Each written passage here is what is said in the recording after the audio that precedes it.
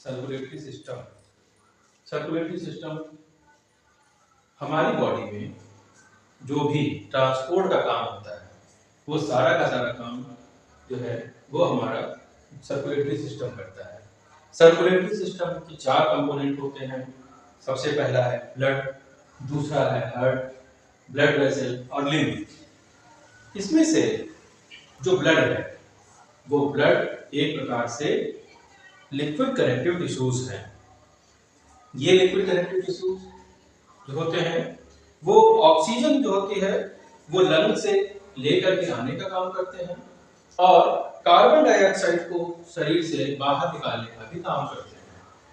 इसके साथ साथ जब ये शरीर में फ्लो करता है ब्लड, तो फ्लो करते समय अपने साथ न्यूट्रिएंट्स को लेकर के जाता है। न्यूट्रिएंट्स को लेकर के जाता है और उन जगहों पर पहुंचाता है जहां पर उनकी जरूरत होती है, रिक्वायरमेंट होती है। साथ ही साथ वो हार्मोन्स जो एंडोक्राइन ग्लैंड से सिक्रीटेड होते हैं, वो उनकी कोई डक्ट नहीं होती, डक्टलेस होती हैं, तो ये ब्लड के थ्रू टारगेट ऑर्गन पर पहुंचते हैं। इसके अलावा जो होते हैं, जो वेस्ट प्रोडक्ट होता है जो हमारी सेल्स जनरेट करती है, चाहे वो कार्बन डाइऑक्साइड हो या अदर वेस्ट प्रोडक्ट हो, इनको कलेक्ट करते हुए लेकर के आता है किडनी से या अन्य जगहों से और इनको भी बाहर निकालने का काम करता है। इस प्रकार से ये ट्रांसपोर्ट करता है, ये एक प्रकार से कुरियर का काम कर रहा है। अगर हम लोग बात करें ब्लड की, तो ब्लड पूरे शरीर का बॉडी वेट का 7 to 8% होता है। किसी भी व्यक्ति की जो बॉडी है, बॉडी वेट के हिसाब से ये डिफर कर सकता है। किसी की बॉडी में 5 लीटर और कहीं की किसी की बॉडी में जो है 5.5 लीटर भी हो सकता है। इसके दो कंपोनेंट हैं। जो ब्लड है उसको हम लोग प्लाज्मा और ब्लड कॉर्पसेल्स में बांट सकते हैं। ब्लड में से जब हम लोग कॉर्पसेल निकाल लेते हैं तो बचता है प्लाज्मा। और इसके बाद जो प्लाज्मा है वो लगभग 50 to 60% ऑफ ब्लड का प्लाज्मा होता है। इसमें और इस प्लाज्मा में लगभग 90 to 92% जो होता है वो हमारा पाया जाता है वाटर। और साथ ही साथ इसके अंदर पाए जाते हैं बहुत सारे जो है इनऑर्गेनिक सब्सटेंस, जैसे कि कैल्शियम, मैग्नीशियम, फॉस्फेट, कार्बोनेट, ये सब पाए जाते हैं। इसका जो पीएच होता है वो स्लाइटली बेसिक होता है, जो कि 7.35 से लेकर 7.45 तक हो सकता है।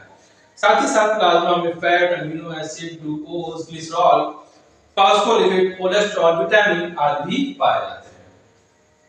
इसके बाद ये इसके अंदर बहुत सारे रेस्पिरेटरी प्रोडक्ट होते हैं, जैसे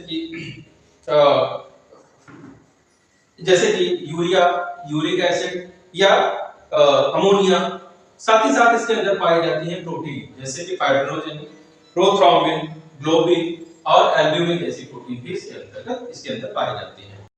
प्लाज्मा में पाए जाते हैं हार्मोन्स, एंटीबॉडीज और गैसेस, जैसे कार्बन डाइऑक्साइड, ऑक्सीजन, नाइट्रोजन, ये सब गैसेस पाई जाती हैं। ब्लड कॉर्पसेल्स की बात करते हैं तो ब्लड कॉर्पसेल्स 3 प्रकार की होती हैं: red blood corpuscles, white blood corpuscles और प्लेटलेट्स। जो लाल रक्त कणिकाएं हैं ये जो होती हैं छोटी होती हैं, चपटी होती हैं, गोल होती हैं और होती हैं बाइकॉन्केव। इनके अंदर कोई भी न्यूक्लियस नहीं पाया जाता और इनकी जो संख्या होती है वो 45 to 50 lakhs पर क्यूबिक मिलीमीटर होती है।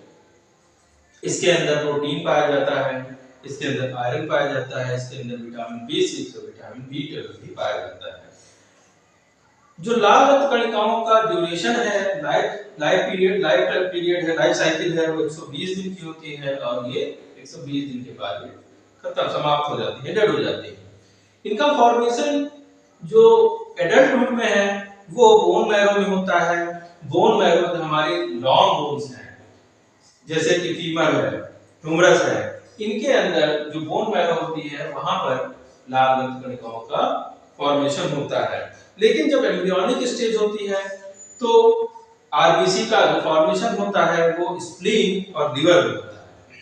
इसके बाद देखते हैं डब्ल्यूबीसी।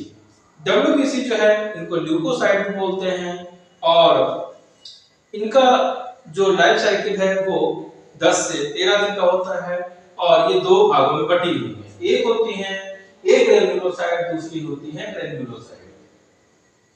तो जो ग्रेन्युलोसाइट है उसमें स्नोफिल्स पाई जाती हैं। पहली स्नोफिल्स, इसको एसिडोफिल्स भी बोलते हैं, कि 1 से लेकर 4% तक की हो सकती है। इसमें प्रोटीन जो प्रोटोप्लाज्म है दो भागों में बटा होता है और दो भागों में ये फैला होता है। इसके बाद बात करते हैं बेसोफिल्स की। जो बेसोफिल्स हैं वो बहुत कम मात्रा में होती है, वो 0.5% के आसपास होती है और इसमें जो है ग्रेन्यूल्स की तरह स्ट्रक्चर पाए जाते हैं और प्रोटोप्लाज्म जो है 2 या 3 पिंड में बटा होता है, 2 या 3 लोब्स इसके हो सकते हैं। और ये जो होते हैं हिस्टामिन सिक्रीट करते हैं। अगर कोई एलर्जेंस बाहर से आया तो हिस्टामिन सिक्रीट करने का ये काम करते हैं। न्यूट्रोफिल की बात करते हैं।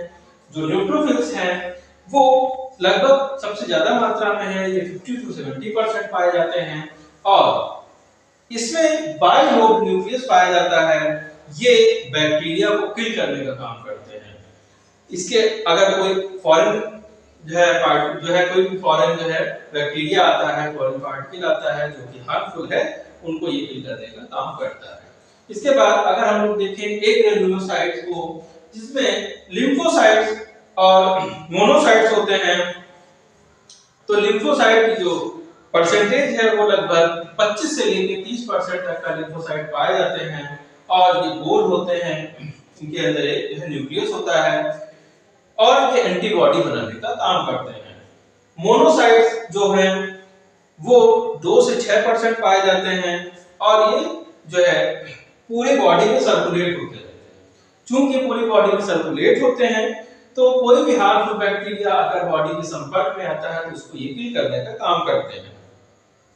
प्लेटलेट्स की बात करें तो प्लेटलेट्स जो है सिर्फ ह्यूमन में पाई जाती है और इसका जो कंसंट्रेशन होता है वो 3 लाख पर क्यूबिक मिलीमीटर होता है और इसका जो साइज होता है वो 2 to 4 माइक्रोन होता है। इसके अंदर कोई भी न्यूक्लियस नहीं पाया जाता और इनका फॉर्मेशन भी हमारी बोन मैरो में ही होता है। इनका जो ड्यूरेशन होता है वो